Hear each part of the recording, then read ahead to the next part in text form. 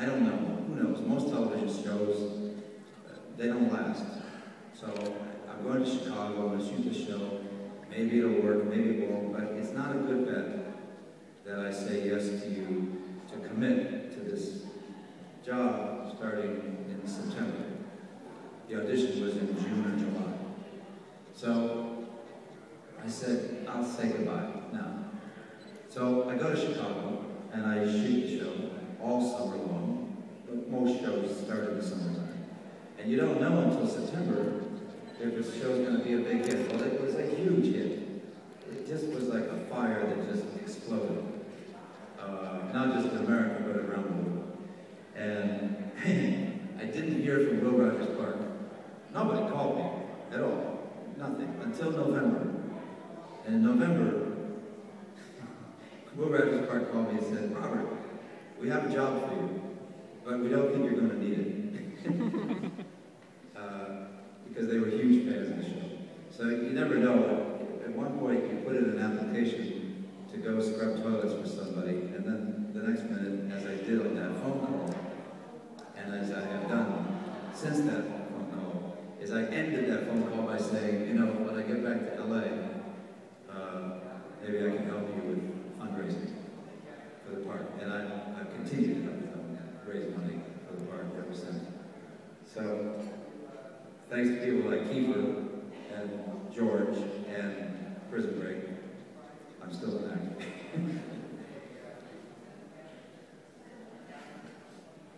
So we have a question over here.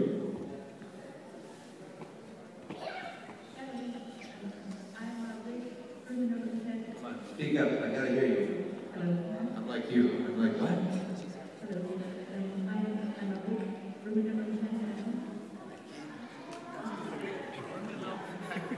Oh yeah, you saw Law and Order Criminal Intent.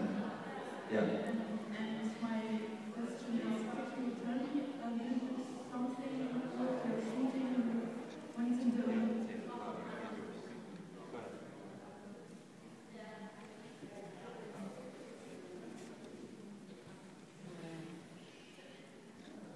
What? Okay. Okay.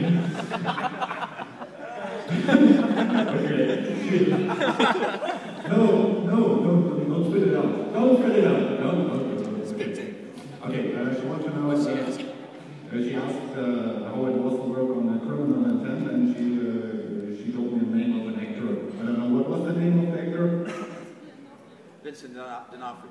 Vincent D'Onofrio. How was it working with him? Okay, the great thing about working on a show as a guest star, which is a guy, woman that comes in that does, you know, one part, one episode. Good thing about working on guest stars when I used to do them before Prison Break is if you work on one of the first couple of episodes of a new show, it's great because all the actors get along.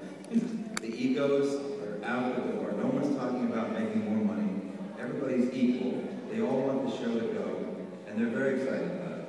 I did the 6th episode of that new show, Law and Order Criminal Intent was called, right? Vincent D'Onofrio was an angel to work with. He was amazing. He's a real actor's actor, and he likes smart actors. He doesn't have much patience for people that don't know how to act.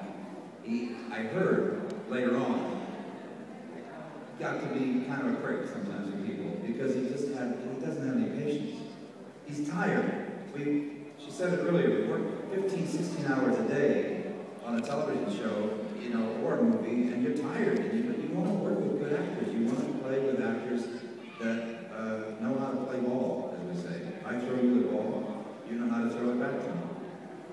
He was terrific. Dick Wolf loved that episode. He's the creator and producer of that show. He loved that particular episode so much, he ended up moving it up so it would be the 2nd episode, and it was the 6th one that we shot. And the great lesson that I learned about working on that show was it was the first time a job or a part had been offered to me.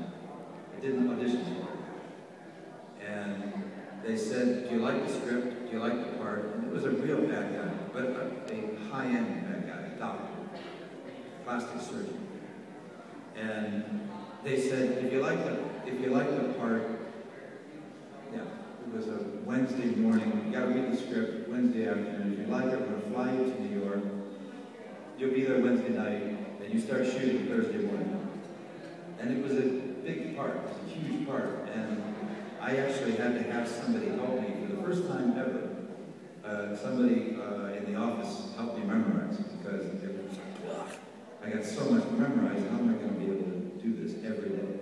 And I did it was fine. But the lesson I learned is that sometimes it's better not to think too much about a part. It's just better to just dive in and do it. And it was a great episode because all of us, Vincent, Courtney B. Vance, who was an African-American attorney at the end, who gets me to explode, myself included, we all were just what we call flying by the seat of our pants. We had no idea what we were doing. And so it was better that way because it was totally from our guts. So that's what I learned about. And I love, to this day, I'll see Vincent and I'm like, hey buddy, how are you? We have a great camaraderie.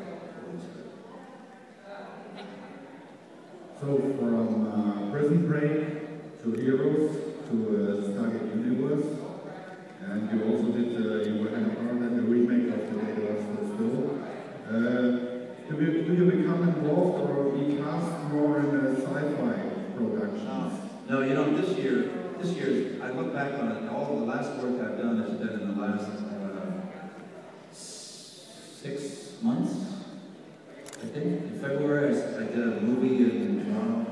There was a compilation of Jack London novels and novellas. It's called Burning Daylight. It'll come out, I think, sometime this coming year. I played a very strong, what I call a Russell Crowe kind of part. Not a bad guy, just a strong guy. Stargate, I went right to that. I did 6 episodes of that. And then I did a sci-fi movie called Earth's Final Hours. And it was the first time in a long time that I played a pure good guy. He's got a 16-year-old son, which I also never played, a guy that, a kid that old. But it was great to be able to dream at night about just being a good dad. And then I just did Jerry Bruckheimer's new show called Chase. Again, a really, really strong guy. And I don't mind if the part is a bad guy. I don't mind the part of it is a good guy. He just has to be a 3-dimensional character. If he's just, you know, we were watching the film about Battlestar Galactica, about there aren't any pure good guys and there aren't any pure bad guys. Those are the great parts to play nowadays because they're real people. And anything less than that, but see, the thing is, they don't really exist on television anymore. Good television, great television,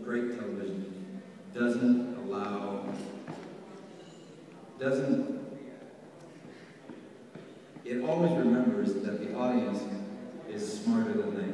And in the old days, you could fool an audience. You could make a guy look, really handsome. You could make a girl look really pretty. And you would overlook the fact that the characters were nothing.